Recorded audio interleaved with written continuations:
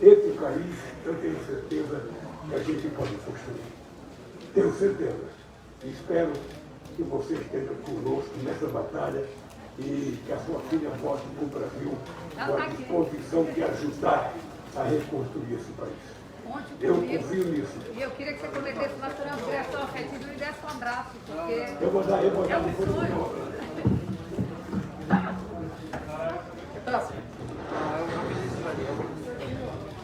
Vinícius, do programa Ponto e Vírgula, TV e Rádio Difusora. Ponto continuando. Ponto continuando. Jamais. Boa tarde, presidente Lula. Boa tarde, senador Everton. Governador Flávio Dino. Deputado Lula. Sejam bem-vindos aqui. Presidente Lula, boa tarde.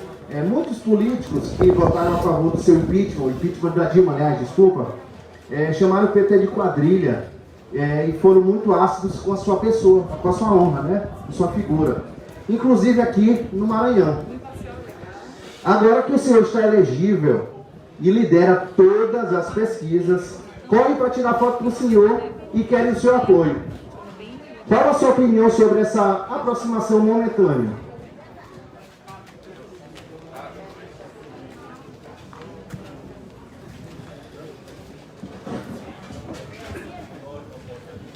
Oi. Olha, eu passei 580 dias numa tela da Polícia Federal e tinha muita gente pensando que eu estava me alimentando de ódio para sair da cadeia. E eu tomei a decisão de que não era justo me alimentar de ódio. Nem era possível ficar querendo vingança das pessoas que cometeram qualquer ilícito comigo. Eu não posso querer voltar a disputar a eleição desse país pensando em me vingar de alguém. Só tem algum sentido eu voltar a concorrer um cargo público e concorrer à presidência se eu tiver um compromisso na minha consciência, sabe, de que a prioridade não é vingar, a prioridade é acabar com a fome nesse país, é gerar emprego nesse país, é cuidar corretamente da pandemia para que o povo não seja rifado como foi ficado pelo governo Bolsonaro. Então minha mãe dizia assim, quando um não quer, dois não querem. Se eu ficar remoendo mágoas de pessoas que falaram bobagem, e até muitas pessoas falaram bobagem, sabe o que eu gostaria, na verdade? Eu gostaria que a Rede Globo pedisse desculpa para mim. Eu gostaria que a Rede Globo, William Bonner, um belo dia, começasse o Jornal Nacional dizendo, olha, boa noite. Gostaríamos de começar o nosso jornal dizendo para o presidente Lula que nós mentimos muito a respeito dele. E agora eu queria pedir desculpas, porque eles não sabem o prejuízo que eles causam a uma família, a um partido, quando dizem verdade de forma irresponsável. Sabe? Eles não vão fazer isso. Eles criaram o Moro como Deus e agora o Deus é de barro, eles não querem mais sustentar o Deus, mas também não vão dizer que é errado. Então eu não quero ficar discutindo isso, sabe? Isso para mim acabou depois da sentença da Suprema Corte, acabou, sabe? Eu quero dizer para vocês que eu quero governar esse país para favorecer o povo brasileiro e não para ficar me remoendo para ver as coisas que fizeram comigo. Só isso. Grande Lula!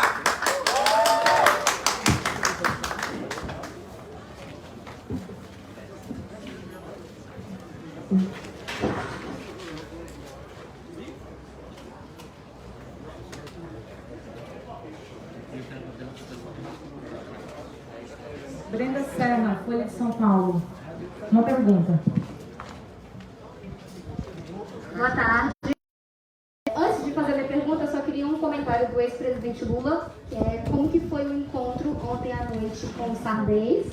E a minha pergunta é, você tem conversado com muitas lideranças que integram partidos de base de apoio do presidente Jair Bolsonaro, PP, Republicanos, Avante, entre outros. Como é que tem sido esses encontros e qual é o principal objetivo deles?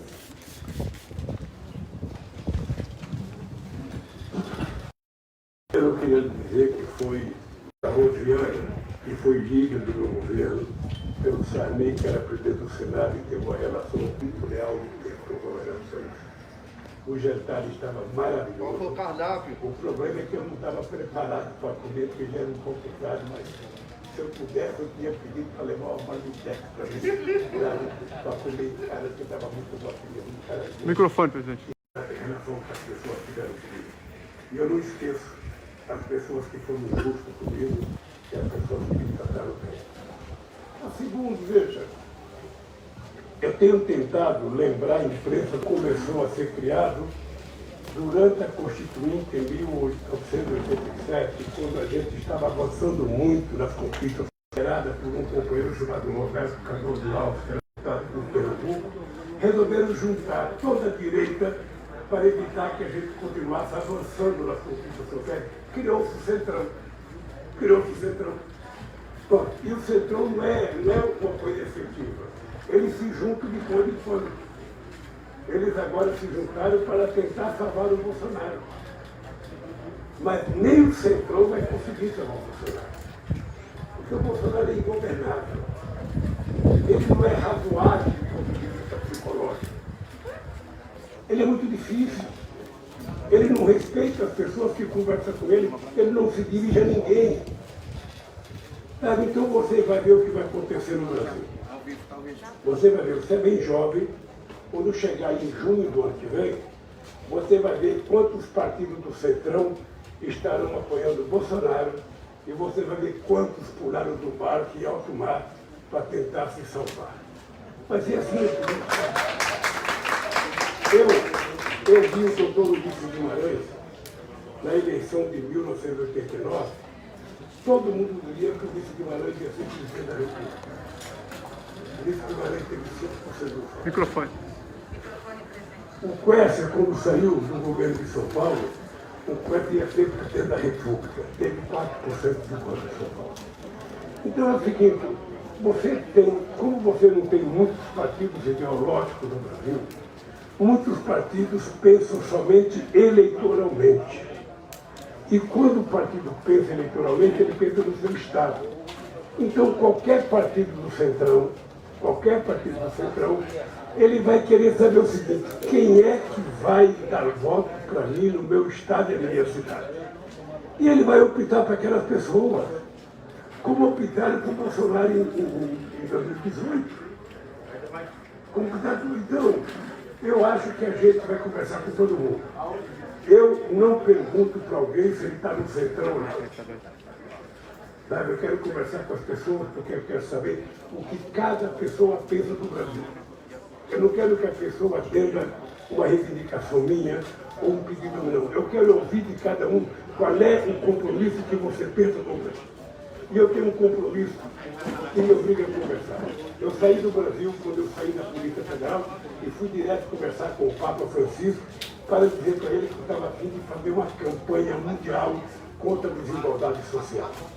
Tá? Depois veio o Covid e eu fiquei preso em casa até agora. Estou saindo agora pela primeira vez nessa viagem. Bem, o que eu quero conversar com os partidos? Eu quero saber se todos os partidos estão conformados com a quantidade de gente que está na rua. Eu quero saber se todos os partidos estão conformados com as pessoas que estão desempregadas e passando fome. Eu quero saber se as pessoas estão efetivamente conformadas com o crescimento da pobreza, com a diminuição da massa salarial desse país, com a possibilidade de crescimento da pandemia outra vez. Então eu vou conversar com todo mundo. Eu não pergunto a pessoa de direita ou de esquerda. Eu pergunto mesmo se o cara é ser humano, se o cara é civilizado, se o cara está disposto a dialogar. Aí eu converso. Por isso que eu chego em cada estado, a Gleice sabe, ela articula todos os partidos políticos para a gente conversar, e eu vou conversar. Se chegar na época da eleição, esse cidadão tiver uma opção, paciência. Mas não foi por falta de conversa, não foi por falta de diálogo. A única coisa que eu não aceito é a ideia de tentar criar uma terceira via para evitar a polarização entre dois extremos. Não tem dois extremos disputando as eleições no Brasil até agora. Não tem. Porque quando a pessoa se dirige à polarização, fala do Bolsonaro e fala das candidaturas que ainda não foram candidatas. Pois bem, Na verdade, o que nós temos não é polarização entre o fascismo e a democracia. E quem gostar de democracia vai se juntar a nós. Quem quiser ser fascista vai se juntar a nós de lá.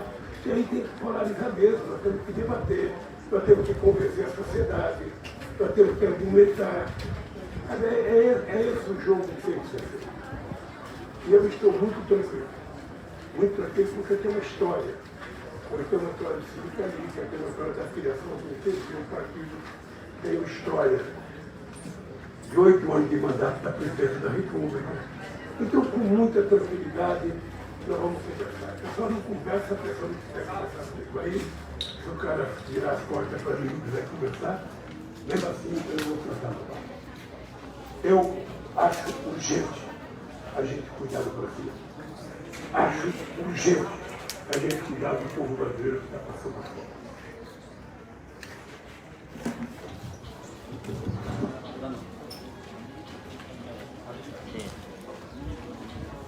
Para a última pergunta, Emília Azevedo, Rádio Tambor.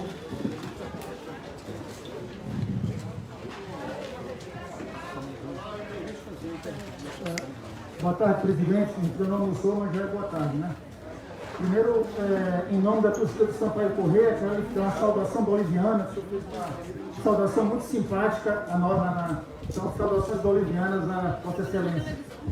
E a pergunta que eu tenho a lhe fazer é o seguinte: o senhor falou que sempre é possível fazer mais, né? Que o governante sempre pode fazer mais. E falou lá com a reunião lá do auditório dos movimentos sociais a questão da fome.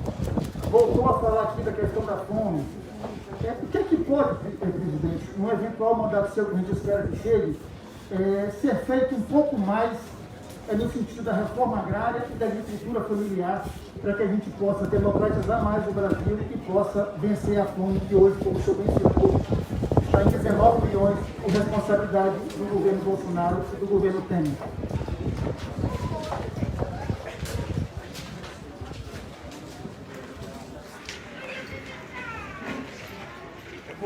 Eu vou lhe dar os números para você pesquisar. Entre 2003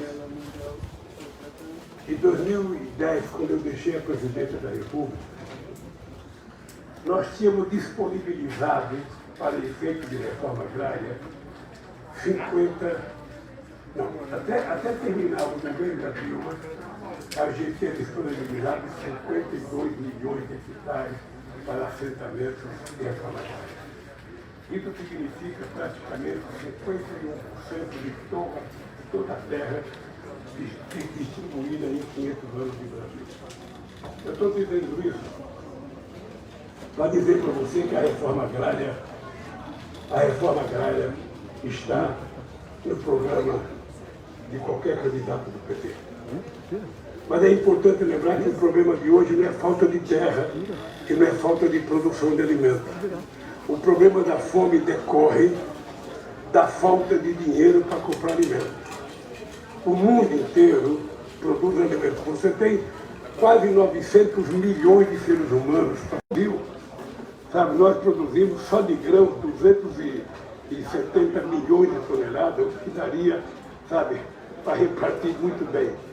Mas como as pessoas só não comem milho e soja, as pessoas comem alface, pepino, cebola, batata, comem frango caipira, comem porco, comem, sabe, qualquer coisa criada por um pequeno e médio produtor, a gente precisa efetivamente fazer com que o dinheiro chegue na mão do povo.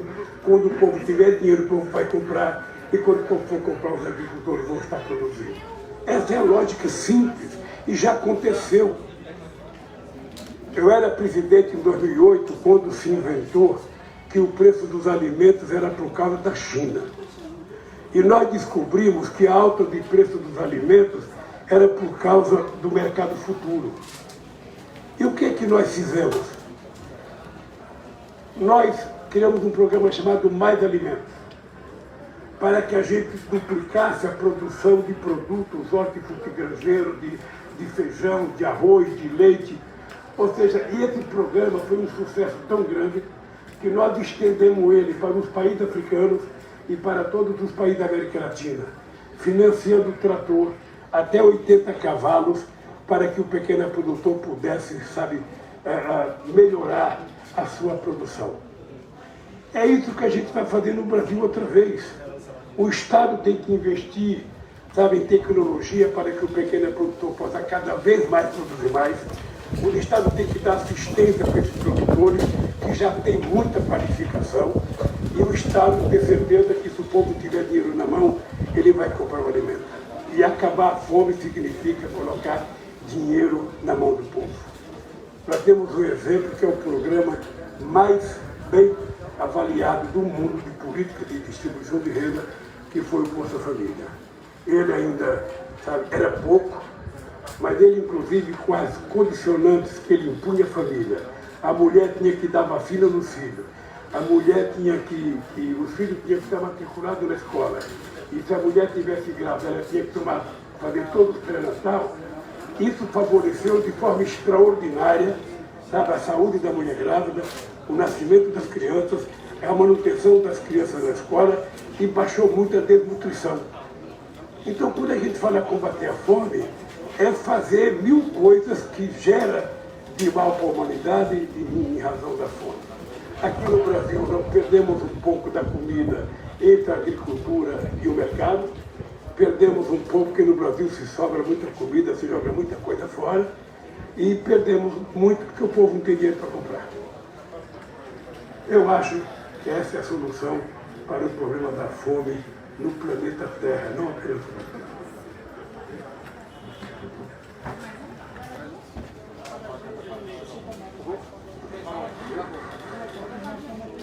Para a TV.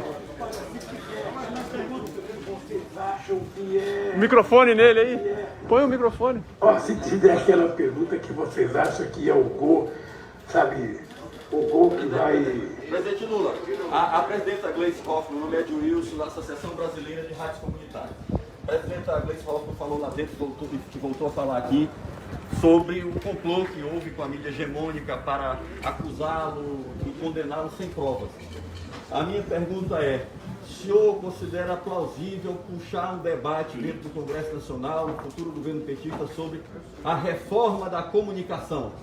A reforma da comunicação que possa reordenar todo o aparato legislativo e também fazer uma distribuição mais equitativa das verbas publicitárias públicas, recursos públicos entre os meios de comunicação privados, estatais e também a comunicação comunitária e popular, que sempre foi colocada em terceiro plano, relegada dentro do conjunto de política de comunicação. Então, a pergunta é, o senhor considera plausível puxar um debate sobre a reforma da comunicação? Tá vendo como é importante? Olha, todo dia me pergunta assim, quando é que você vai fazer autocrítica? Você me fez uma pergunta que eu tenho que fazer autocrítica. Nós não tratamos a reforma da comunicação, a regulação como deveria ser tratada. Nós fizemos uma conferência nacional, não sei se você participou, nós fizemos conferências municipais, estaduais e nacional, aprovamos um programa para que a gente pudesse regulamentar os meios de comunicação, como era mais ou menos no fim do ano. Eu e o Franco Martins não quisemos dar entrada, porque também ia mudar muito deputados e senadores, a gente deixou para que a gente colocasse no início do governo da Dilma. Eu não sei por que carga d'água não foi colocado no Congresso Nacional esse projeto, mas eu vou te dizer uma coisa de bom som. Ou a gente faz um novo marco regulatório para a comunicação no Brasil, ou a gente vai continuar sendo vítima da expoliação de meia dúzia de famílias que mandam na comunicação brasileira. É preciso haver uma regulamentação. Ali a gente não quer uma regulamentação como a imprensa chinesa, não, ou como a imprensa cubana. A gente quer como a imprensa inglesa. A gente quer como a imprensa alemã. A gente quer uma coisa muito bem democrática, mas não pode ser a democracia que só interessa ao dono do meio de comunicação. Eu sei o que é isso. Eu vi como é que a imprensa destruía o Chaves. Eu ia na Venezuela, até propaganda de colchão. Até propaganda de colchão era para falar mal do Chaves. E aqui eu vi o que foi feito comigo. Vocês não têm noção o que é você estar sentado no sofá e assistindo o jornal e você vê a pessoa mentir contra você durante 20 minutos seguidos. Você muda de canal, tem mais 20 mentindo. Não é possível. Eu acho que é possível, então, dizer para você, nós vamos ter que ter um compromisso público de que nós vamos fazer um novo marco regulatório do meio de comunicação, e eu espero que os senadores brasileiros e os deputados federais entendam que isso é necessário para a democracia. Inclusive discutir com a sociedade uma regulação da internet. Sabe, que a gente faça uma coisa para que a internet se transforme uma coisa do bem, uma coisa positiva, uma coisa que possa ajudar a sociedade a evoluir e não facilitar a criação de monstros, como nós temos visto aqui no Brasil, liderado pelo Bolsonaro e o grupo que ganhou as eleições com fake news, ou surgiu um monstro que surgiu do Trump nos Estados Unidos. A internet é maravilhosa. A coisa fantástica da internet é que ela permite que você, que receba a notícia, possa interagir com a notícia. Você possa discordar no ato da pessoa que te deu a notícia. Mas se a gente não fizer uma regulamentação, essa regulamentação tem que ser feita da forma mais democrática possível, envolvendo a sociedade brasileira, a gente não sabe o que vai acontecer. Porque você vê a briga que está acontecendo aqui no Brasil, da Suprema Corte, com os fake news. E os caras continuam fazendo fake news. Então, cara, você fez a pergunta boa. Nós vamos ter que regular e vamos ter que tentar moralizar um pouco essa questão dos meios de comunicação e repartir melhor a verba. Só para você saber, quando eu cheguei na presidência da República, nós tínhamos 200 e poucos meios de comunicação que recebia recurso da SECOM. Quando o Frank Martins adotou como parâmetro mídia técnica, a gente conseguiu repartir para 4.300 meios de comunicação no Brasil, mas eu tenho certeza que muitos ficaram fora ainda. E é preciso, inclusive, que a gente acabe com essa loucura de fazerem propaganda contra as rádios comunitárias, dizendo que a rádio comunitária prejudica avião, prejudica as outras coisas, e as outras rádios grandes não prejudicam? É só a rádio comunitária? Então eu quero te dizer o seguinte, uma das coisas que eu tenho vontade de votar é exatamente para a gente corrigir as deficiências que nós não conseguimos corrigir quando era presidente. Tá? Obrigado pela pergunta.